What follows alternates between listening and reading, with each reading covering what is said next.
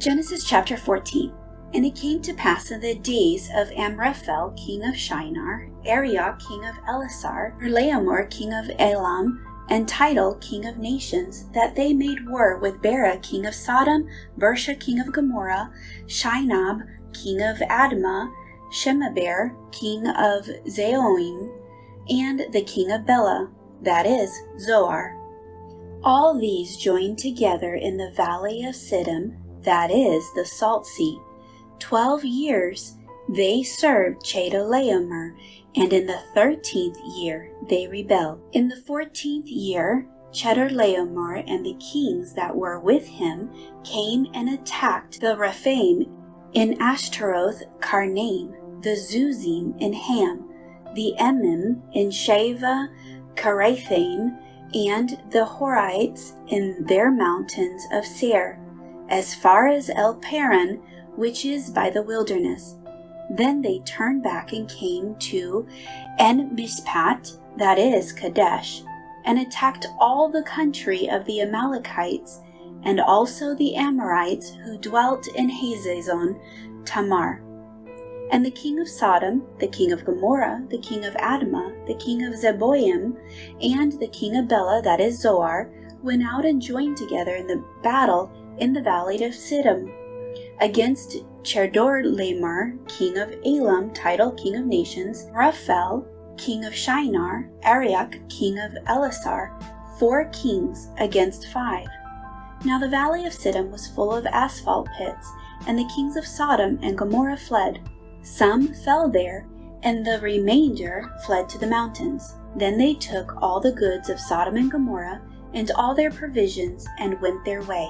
They also took Lot, Abram's brother's son, who dwelt in Sodom, and his goods, and departed. Then one who had escaped came and told Abram the Hebrew, for he dwelt by the terebinth tree of Mamre the Amorite, brother of Eshcol, and brother of Aner, and they were allies with Abram. Now when Abram heard that his brother was taken captive, he armed his 318 trained servants who were born in his own house, and went in pursuit as far as Dan.